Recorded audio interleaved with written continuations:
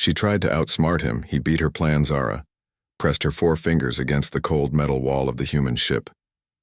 The metal felt different from anything on her homeworld. The texture was rough, and the temperature made her skin tingle. She had been planning this moment for 3 months, ever since her people captured this lone human vessel.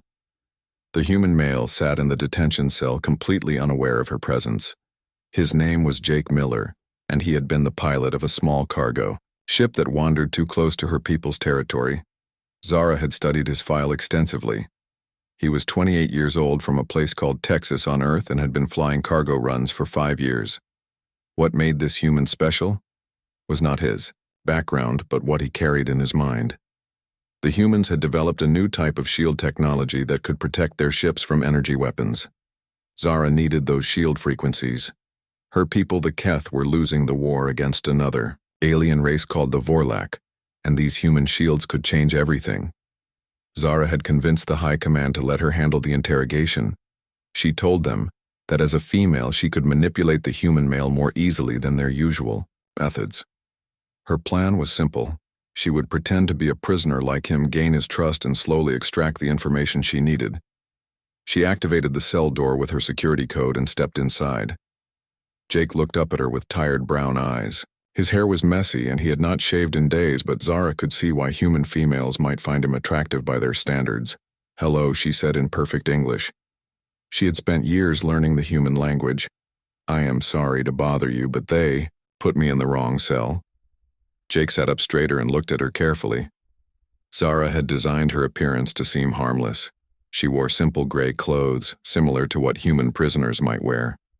Her natural blue skin tone was hidden by a light projector that made her look human.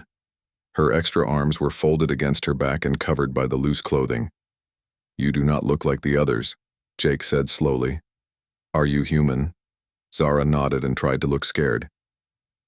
"Yes, I am, from the colony ship. New Hope. The aliens captured me 2 weeks ago. They have been asking me questions about human technology, but I do not know anything. I was just a teacher on the colony." Jake moved closer to the energy barrier that separated them from the rest of the ship. "A teacher? Huh. What did you teach?" "Children mostly," she replied. "Basic education, reading, writing, simple mathematics.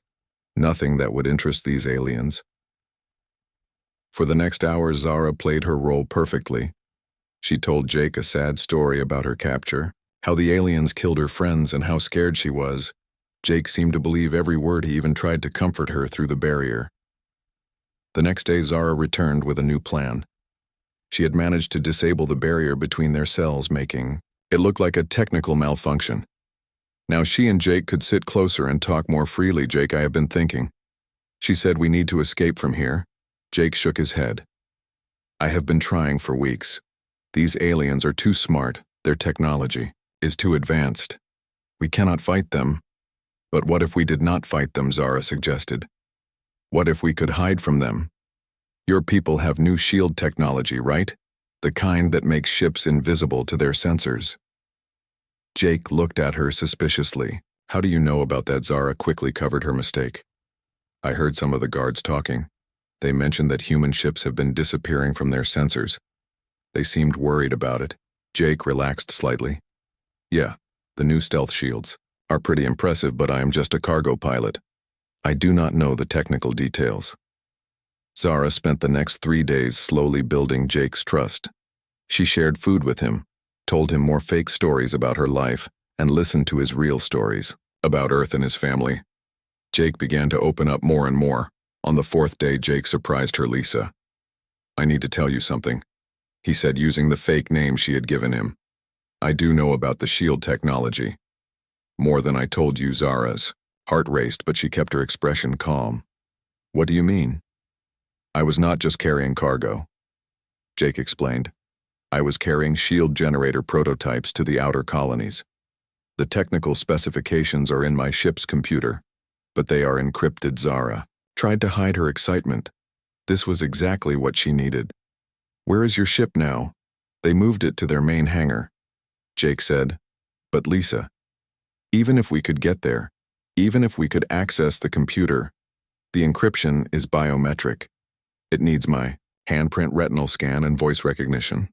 Perfect, Zara thought. This human was going to give her everything she needed without even knowing it. That night, Zara put the next phase of her plan into action. She used her real strength to bend the metal, bars of a ventilation grate making it look like they had found a weak spot. She convinced Jake that they could crawl through the ventilation system to reach the hangar. Jake was hesitant at first, but Zara played on his protective instincts. She acted, scared and helpless, and told him she could not survive much longer in captivity. Jake agreed to attempt the escape. They crawled through the narrow ventilation shafts for what felt like hours. Zara had to be careful to keep her extra arms hidden and to not display her natural strength. Jake led the way using his knowledge of ship layouts to navigate. When they reached the hangar, Zara was amazed by what she saw. Dozens of alien ships filled the massive space, including Jake's small cargo vessel. The hangar was dimly lit and appeared to be empty of guards. "This is too easy," Jake whispered. "Something feels wrong." Zara urged him forward. "Maybe the guards are sleeping or busy elsewhere. This might be our only chance." They made their way across the hangar floor, staying in the shadows between the larger ships. When they reached Jake's vessel, he used his access codes to open the cargo bay. They climbed inside, and Jake led her to the cockpit. Jake sat down at the pilot station and began activating the ship systems. The computer came to life, displaying various screens and readouts.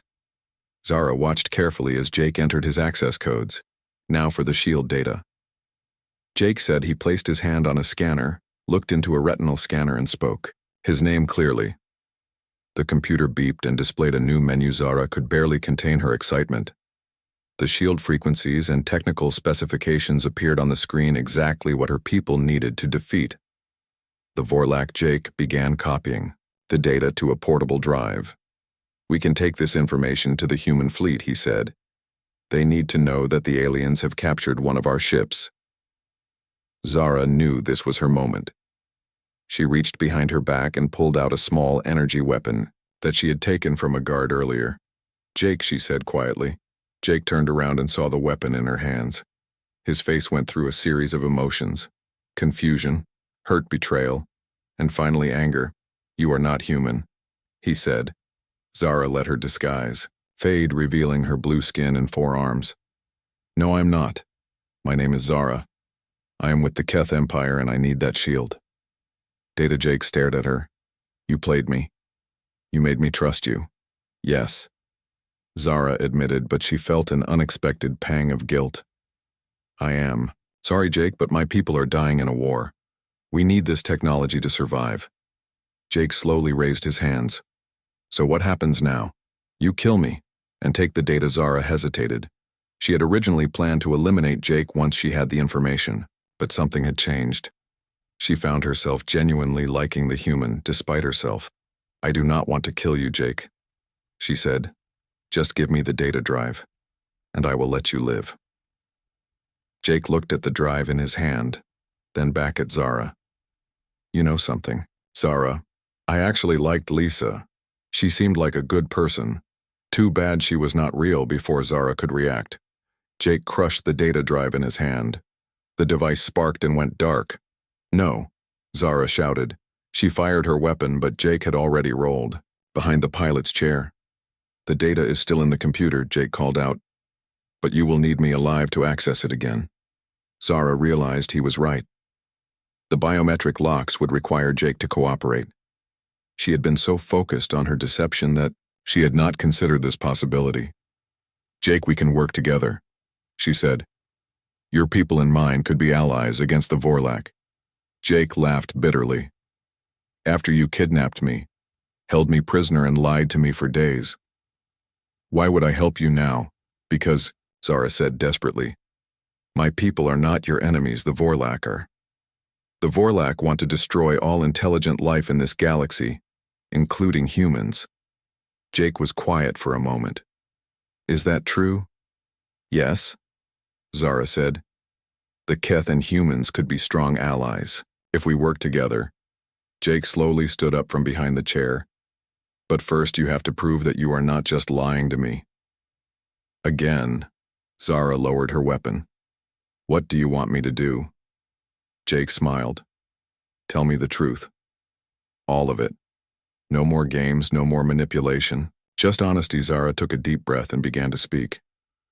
She told Jake about the Vorlak invasion, about her people's desperate situation, about the real reason she had deceived him. She explained that she was a military intelligence officer and that this mission was crucial to her people's survival. When she finished, Jake was quiet for a long time. Finally, he spoke. Zara, you are probably the best liar I have ever met. But right now, I think you are telling the truth. Really? Zara asked. Yeah, Jake said, because a good liar would have come up with a better story. Jake paused, then continued. I will make you a deal. I will give you the shield data, but only if you help me contact my people. We set up a meeting between our governments. Zara felt hope for the first time in months you would do that. Jake nodded, but no more lies between us. From now on, we tell each other the truth. Zara agreed, and Jake began working at the computer again as the shield.